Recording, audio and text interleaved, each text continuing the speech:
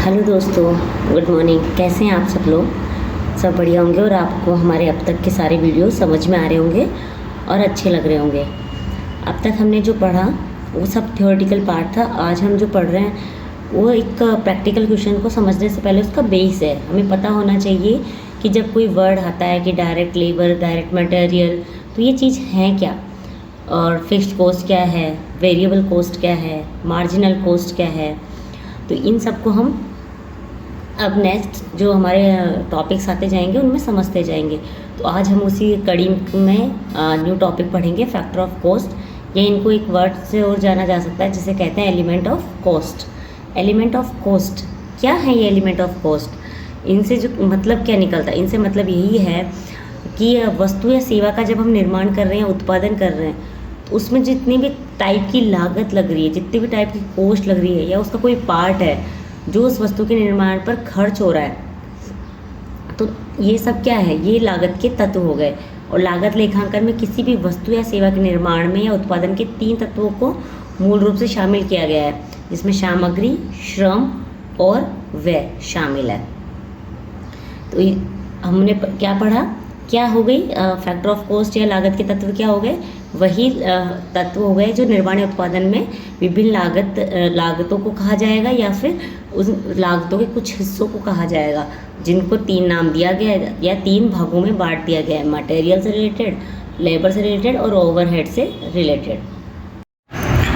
तो material, labour और overhead, तो मटेरियल भी 2 टाइप्स हो गया, जिसमें डायरेक्ट मटेरियल कॉस्ट हो गई, इनडायरेक्ट मटेरियल कॉस्ट हो गई। इन्हें हिंदी में क्या कहा जाएगा? प्रत्यक्ष सामग्री लागत या अप्रत्यक्ष सामग्री लागत। इसी तरीके से लेबर के भी 2 पार्ट हो गए, direct labour cost, indirect labour cost, अप्रत्यक्ष सामग्री लागत या प्रत्यक्ष सामग्री लागत, श्रम लागत। इसी तरीके से ओवरहेड यानी व्यय, ये 2 प्रकार के हो गए, डायरेक्ट ओवरहेड कॉस्ट और इनडायरेक्ट ओवरहेड कॉस्ट, यानी प्रत्यक्ष व्यय लागत और अप्रत्यक्ष व्यय लागत।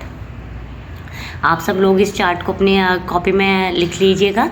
ये आपको जो आगे जो प्राइम कॉस्ट क्या है, फिक्स्ड कॉस्ट क्या है, वेरिएबल कॉस्ट क्या है, इसको समझने में मदद करेगा, और कुल लागत क्या है। इस चार्ट से ही हम इन तीनों चीज़ों को समझ लेंगे। Direct material cost, direct labour cost और डायरेक्ट एक्सपेंसेस कॉस्ट।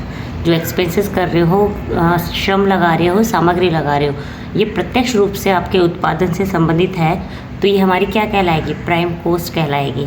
इसी तरीके से अगर आप अप्रत्यक्ष सामग्री लागत को, अप्रत्यक्ष श्रम लागत को और अप्रत्यक्ष व्यय लागत को मिलाते हो, तो ये हमारा फिक्स्ड कॉस्ट कहलाता है।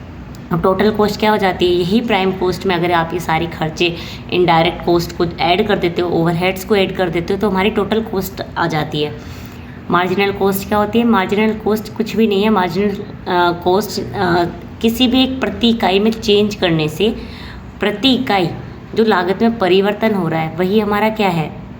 मार्जिनल कॉस्ट है। अब हमारे पास आता है कि फिक्स्ड कॉस्ट क्या है, वेरिएबल कॉस्ट क्या है। तो फिक्स्ड कॉस्ट क्या हुई? फिक्स्ड कॉस्ट से आशय उस लागत से है जो किसी भी व्यवसाय में उत्पादन करने, किसी भी वस्तु या सेवा का उत्पादन करने पर हमेशा फिक्स रहेगी, स्थायी रहेगी। वो उत्पादन करने पर प्रति इकाई के साथ परिवर्तित नहीं होती है। जैसे कि किसी भी व्यवसाय में कोई रेंट, इंटरेस्ट, सैलरी, ये सब खर्चे क्या है? फिक्स है। आप प्रोडक्शन कितना भी करो, प्रोडक्शन के चेंज होने पर ये चेंज नहीं होगा। जितना आपको रेंट पहले देना होता था, उतना ही रेंट आप हमेशा दोगे, ये फिक्स है। और वेरिएबल क्या होगा? वेरिएबल कॉस्ट से मतलब ये होगा कि किसी भी उत्पादन या जैसे कि किसी भी वस्तु का उत्पादन या सेवा के उत्पादन करने पर उसके उत्पादन में वृद्धि या कमी के साथ वो खर्चों में भी कमी या वृद्धि होती है। इनमें क्या होता है? इनडायरेक्ट रिलेशन होता है वेरिएबल कॉस्ट और प्रोडक्शन के अंदर। आई होप आप लोगों को समझ में आएगा कि फिक्स्ड कॉस्ट क्या है, वेरिएबल कॉस्ट क्या है। सिर्फ इतना सा है, फिक्स्ड कॉस्ट क्या हो गई कि हमेशा फिक्स रहने वाली, आप उत्पादन कितना भी करो, ये जितनी पहले थी उतनी ही बाद में भी रहेगी। इसी तरीके से वेरिएबल ये होगी कि आपने जैसे उत्पादन बढ़ाया तो हो सकता है वेरिएबल कॉस्ट जो है वो कम हो जाए। जैसे कि मान लीजिए वेरिएबल कॉस्ट का अगर आप एग्जांपल लेना चाहें तो हम ले सकते हैं कि जैसे मटेरियल है, तो मटेरियल जो डायरेक्ट मटेरियल यूज़ हो रहा है किसी भी वस्तु को बनाने में, वो उसकी जो कॉस्ट है हमारे पास ज़्यादा आ रही थी। लेकिन जैसे हमने प्रोडक्शन बढ़ाया, तो प्रोडक्शन बढ़ाने से वो जो सामग्री यूज़ की जा रही है हो सकता है उसकी लागत हमारे कम पड़ रही हो, और अब प्रति जो सामग्री लागत है वो हमारे कम हो रही हो प्रति इकाई। जहाँ पे पहले पूरी सामग्री की जो प्रत्येक सामग्री की जो लागत आ रही थी वो 10 रुपये प्रति इकाई थी, लेकिन जैसे हमने उत्पादन बढ़ाया तो वो घटकर 9 रुपये प्रति इकाई रह गया हो। अब हम यहाँ पे समझेंगे कि प्रत्येक सामग्री लागत क्या है, अप्रत्यक्ष सामग्री लागत क्या है। इसी तरीके से श्रम और एक्सपेंसेस को भी हम पढ़ेंगे कि ये हैं क्या, कि प्रत्येक सामग्री लागत में किसको शामिल किया जाएगा और अप्रत्यक्ष सामग्री लागत में किसको शामिल किया जाएगा। सामग्री यानी मटेरियल। क्या होता है सामग्री? सामग्री से आशय उस पदार्थ से है जिसका उपयोग किसी भी उद्योग में वस्तु निर्माण के लिए किया जाता है। अब ये सामग्री जो होती है वो किसी भी प्रकार की हो सकती है। अब सामग्री का मतलब कि हो सकता है कि वो दिखने में बहुत छोटी हो या हो सकता है वो बहुत बड़ी हो। इसी तरीके सामग्री लागत उन पदार्थों की लागत होती है जो संगठन के उत्पाद के निर्माण के लिए संगठन द्वारा क्या की जा रही है, व्यय की जा रही है। ये 2 टाइप्स होती है, प्रत्यक्ष सामग्री लागत और एक होती है अप्रत्यक्ष सामग्री लागत। प्रत्यक्ष जो सामग्री लागत है उससे आशय उस सामग्री से होता है जो किसी भी वस्तु का उत्पादन करने में मुख्य रूप से उपयोग में लाई जाती हैं। जैसे जैसे उत्पादन बढ़ेगा ठीक वैसे वैसे इसका उपयोग भी बढ़ जाएगा, यानी दोनों में कैसा रिलेशन होगा, पॉजिटिव रिलेशन होगा। क्योंकि प्रत्यक्ष सामग्री यानी कि प्रत्यक्ष सामग्री व्यय है, यानी कि ऐसी लागत है जो प्रोडक्शन से डायरेक्ट रिलेशन रख रही है। तो ऑब्वियस सी बात है, अगर प्रोडक्शन बढ़ेगा तो जो सामग्री होगी वो ज़्यादा प्रयोग में ली जाएगी।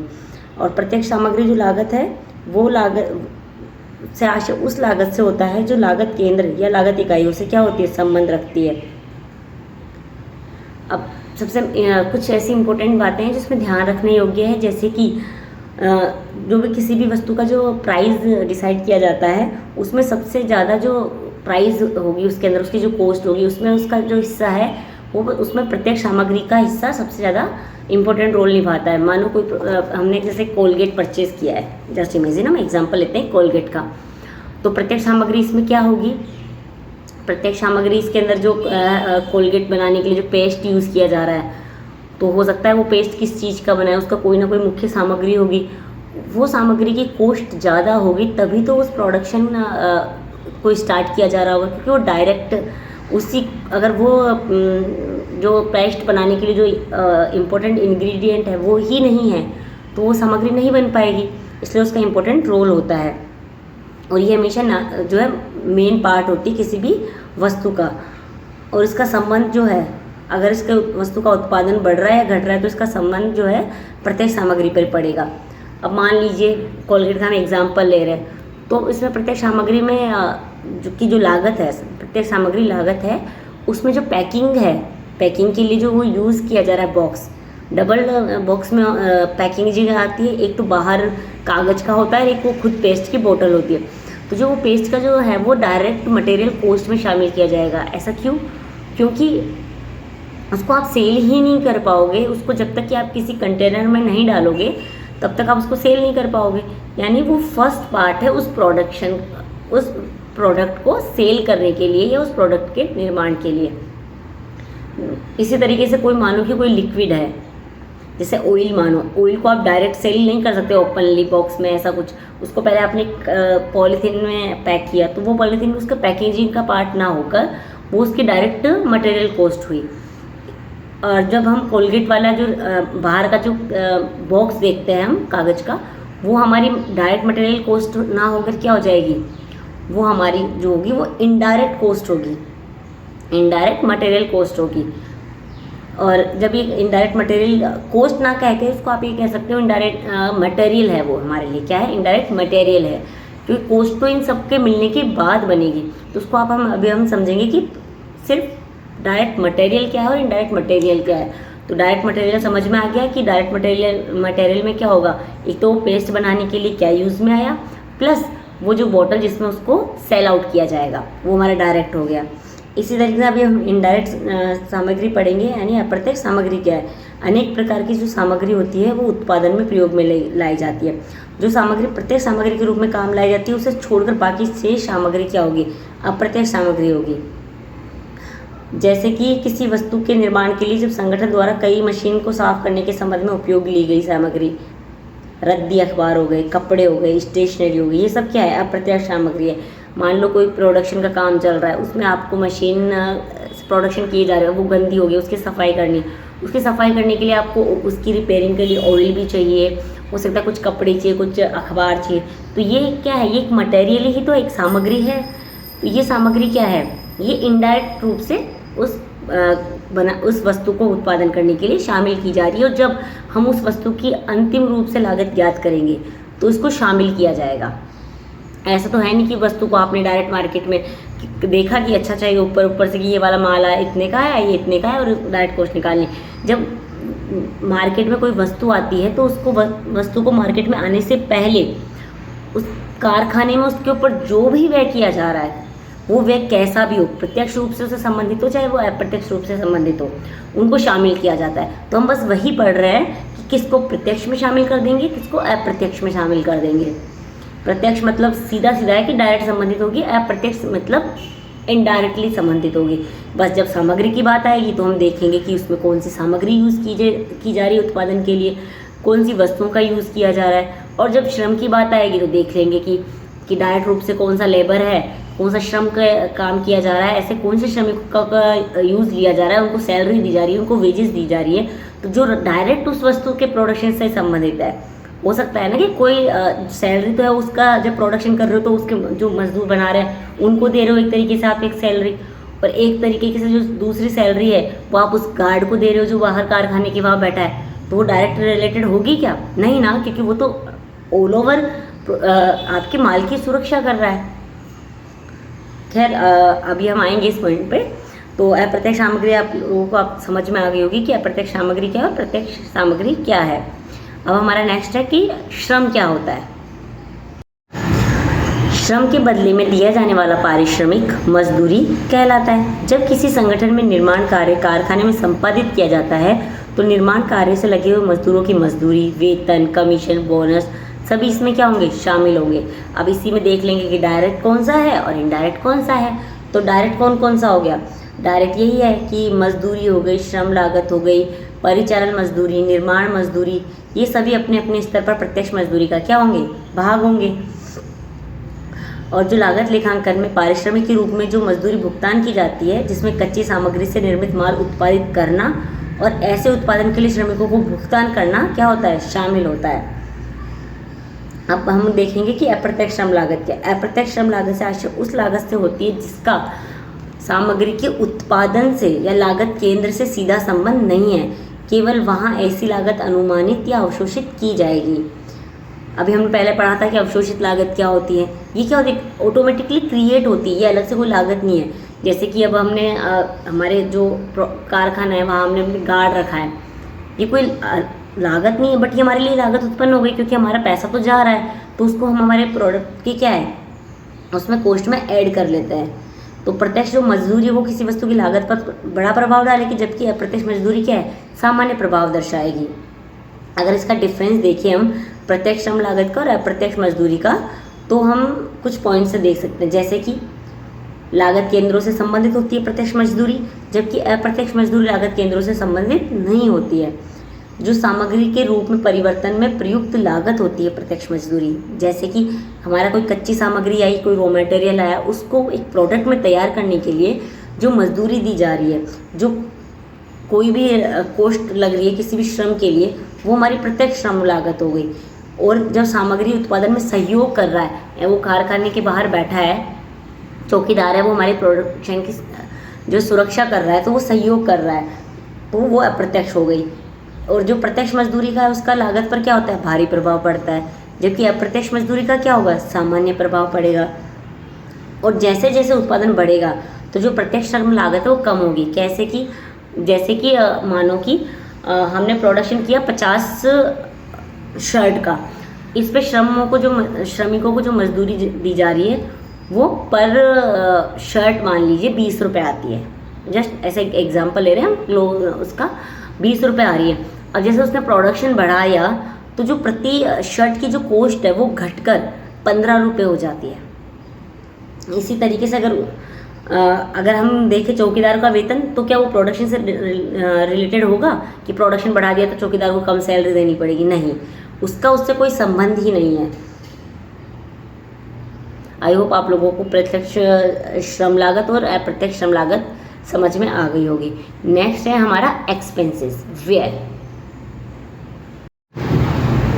व्यय क्या है?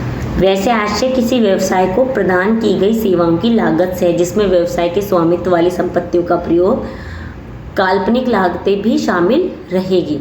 अब प्रत्यक्ष व्यय क्या है? प्रत्यक्ष व्यय जो होता है वो प्रत्यक्ष सामग्री, प्रत्यक्ष श्रम के अलावा लागत केंद्र पर या लागत इकाइयों से संबंधित होती है। और अगर देखें तो विशेष वस्तुओं के निर्माण में उपयोग में लाई जाने वाली जो मशीन की डेप्रिसिएशन की राशि है, उसकी मरम्मत के खर्चे, छपाई के ब्लॉक बनाने के संबंधी व्यय या अन्य कोई सांचे निर्माण किए जा रहे हैं उसके खर्चे, इन सभी को शामिल किया जाएगा। इसी तरीके से अगर अप्रत्यक्ष व्ययों को देखें तो अप्रत्यक्ष व्यय जो है लागत पर बहुत कम प्रभाव दर्शाते हैं, और अप्रत्यक्ष व्यय से आशय उन व्यय से होता है जो लागत केंद्र या लागत इकाइयों में निर्माण से सीधे रूप से जुड़े नहीं होते हैं। अगर हम इनका अंतर देखते हैं तो मूल लागत पर क्या होगा? इनका प्रत्यक्ष व्यय का इफेक्ट होगा, जबकि अप्रत्यक्ष जो होंगे उनका प्रभाव नहीं होगा। और जो प्रत्यक्ष व्यय है वो लागत केंद्रों से संबंधित होते हैं, जबकि अप्रत्यक्ष लागत जो केंद्रों से संबंधित नहीं होता है। और प्रत्यक्ष व्यय जो है वस्तु के निर्माण में मुख्य भूमिका निभाते हैं, जबकि वे मात्र सहयोगी होते हैं। प्रत्यक्ष व्यय की गणना करने में अधिक सावधानी की जरूरत होती है, और प्रत्यक्ष जो होता है उसमें काल्पनिक लागतें भी शामिल होती है। तो यहाँ तक हमें समझ में आ गया होगा कि लागत की जो तीनों तत्व है उसमें प्रत्यक्ष लागत, अप्रत्यक्ष लागत या मटेरियल, ओवरहेड, और ये इनके पार्ट समझ आ गए होंगे। और कुल लागत बराबर मूल लागत प्लस ओवरहेड होता है। अब हमारे यहाँ क्या किया गया है व्यवसायों में कि जो ऊपरी व्यय है यानी लागत लेखांकन में ये व्यवस्था की गई, जो ओवरहेड है उनको डायरेक्टली ना समझकर ओवरहेड को भी क्या कर दिया गया? ओवरहेड, जहाँ हमने ओवरहेड लिखा था ना कि थर्ड पार्ट ओवरहेड होता है, अब उसको एक तरीके से एक्सपेंसेस मान लीजिए कि वो हमारा क्या है? एक्सपेंसेस है। तो indirect expenses, indirect labour, indirect material, ये तीनों मिलके क्या हो गए? ओवरहेड हो गए। ये तीनों मिलके ओवरहेड हो गए। और ये ओवरहेड ऐसा तो है नहीं कि सिर्फ एक जगह होंगे। तो इन खर्चों को अच्छे से समझने के लिए कि कौन से स्तर पे हमें कौन सा खर्चा हुआ है, इनको तीन भागों में बांट दिया गया। पहला भाग कौन सा? कारखाना ऊपरी व्यय, सेकंड प्रशासनिक ऊपरी व्यय, और थर्ड हो गया selling overhead, selling and distribution overhead. तो इन तीन भागों में इन ओवरहेड्स को बांट दिया गया, जिन्हें हमने कहा कि ये जो इनडायरेक्ट है उनको हमने फिक्स्ड कॉस्ट कहा था कि ये होनी है किसी भी व्यवसाय में।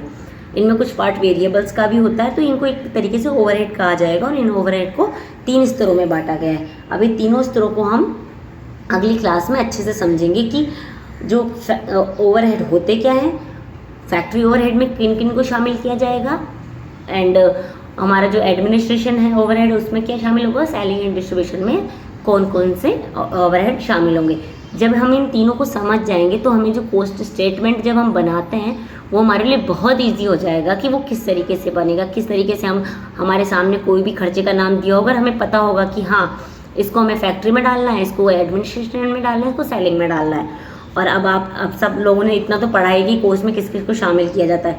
हमारे सामने सिर्फ यही प्रॉब्लम आती है कि एक्चुअल में इनकी डेफिनेशन क्या है और इनको स्टार्ट कैसे किया जाए। तो अब हमने इनका थ्योरेटिकल पार्ट पढ़ लिया है। अब हमें जब हम कॉस्ट का स्टेटमेंट बनाएंगे तो हमें इतनी दिक्कत नहीं आएगी, हम कैलकुलेट कर पाएंगे कि कॉस्ट क्या है। तो आज के लिए बस इतना ही। Thank you for watching. आपका साथ हमारा प्रयास।